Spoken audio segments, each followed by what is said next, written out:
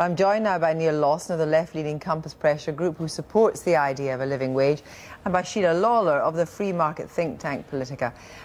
Sheila Lawlor, first of all, we heard from those women there. They didn't want to beg, they wanted to be in work, whether it, in a sense, paid more or not. They just wanted to be out there.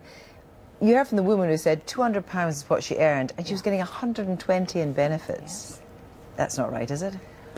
Well, Kirsty, isn't it better to have some in-work benefit than to be entirely on benefit for having no job at all? And remember, the downside of this report, which painted a very rosy picture of what the campaigners call a living wage, the downside is that the more we make employment cost money, the less productive companies will be, and they'll go out of work. We've already seen unemployment go up from 8.3% last quarter to 8.4% this quarter, and we have almost 2.7 million people out of work. If it's expensive to employ people, and wages are not the only cost, there are lots of non-wage costs an employer has to meet. So what's wrong with that? Because the wage costs are something which every single one of these supermarkets faces. Yeah, we heard this argument, exactly the same argument over the minimum wage, and it's a kind of crying wolf saying that loads of people need to lose their jobs and loads of people didn't lose their jobs.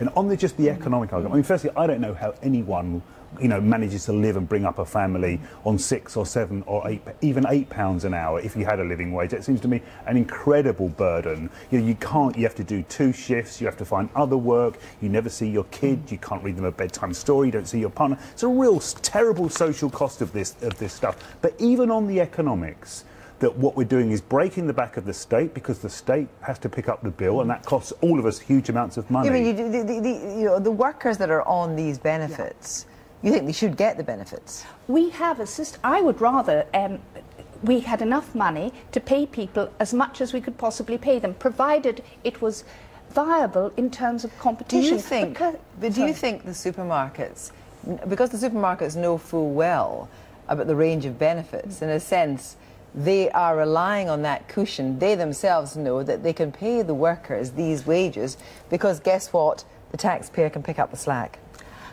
That's one way of looking at it, but I don't think it's the only way.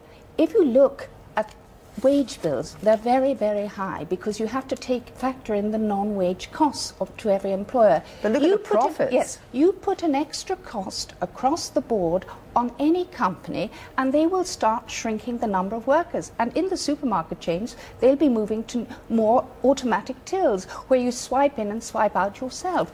The cost of this sort of well-intentioned measure is to lose jobs overall. Surely it's the government that should be in the dock here and not the supermarkets. I mean, the supermarkets are just capitalist. They are just capitalists, and they'll push wages down as far as they can. They wouldn't have a minimum wage. They would be paying £4 an hour or £3 an hour if they could get away with it. And that essentially is immoral. It's both immoral, it's bad for the state, but it's actually bad for the companies and economies as well. Henry Ford was a good capitalist. He knew that he had to pay his workers enough to buy the products that they were producing the cars. Now, the report, the great thing about this report, it says that the people working in the Big Four don't shop in the Big Four. They go to Aldi and Lidl because that's where they can afford. So these people are destroying their own productive base. It would actually generate growth, wouldn't it, if you paid people enough money that they could actually spend on things that their family needed: books, food, travel. Do you want an economy where we price labour out of the market, where we pay the social consequences of people having no job? You heard some of the ladies who were interviewed on this show say they would much prefer to have a job and not to be begging. But what they were also saying was that it was absolutely crippling them. Yes.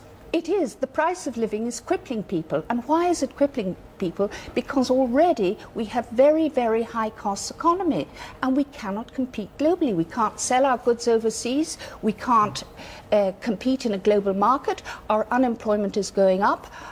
Our wage costs are not competitive. Every independent economic survey will say the unit cost of production in the European Union and Britain is cripplingly high, and we can't compete in a much wider market. It is surely better, though, that Tesco and Morrison's and all these supermarkets are expanding and bringing jobs to areas where none has previously existed. Of course it is. Of course it is. but this isn't an international competitive argument. These supermarkets can't go anywhere else. The market is in Britain. This is the only place they can sell food. And as we saw, we've got a sector making £4 billion in profits. We've got chief executives making £7 million. It is abhorrent that they are employing people at such miserable slave wages. And if they won't do something about it, then it's up to us as a society to step in and say, we will force you to pay a wage at which you can live. Can you force them? Well, if you have a law, and you heard the people on the programme saying we have the minimum wage. Now, I think it is very, very wrong and irresponsible, especially at this time with such rapidly rising unemployment in Britain, to start advocating more costs on employers. But David Cameron himself talked about the living wage. He supported the living wage. Yes, politicians are very much in the market for encouraging people to think that they are on their side. That is what politics is about, but it's not on the side of Britain for the long-term future. Why doesn't the government, if they think it's such a great thing, just go ahead, institute the living wage? Well, I think they should do. But we've been locked into this 30-year free market fundamentalism that says that the people at the bottom have to be, you know, pushed down and can't earn a decent wage, where those at the top can earn as much as possible, and that can all let rip. And we've paid the price of that, and the economy's paid the price of that, and we need a different way of looking at it. Do you think that in itself is immoral, that the CEOs get millions and other bonuses as well? I think what is immoral is the vendetta we have seen against independent legal decisions made against companies paying out wages this week and last week. And yes, by all means, bring in a law if that has the support of Parliament. But this sort of pressure is, as one leader of small businesses said, it was a vendetta and a witch hunt against companies which are making money for this country and are also employing many, many people. Nothing's going to change in the foreseeable future because, as Sheila Lawlor says, there are plenty of people chasing jobs.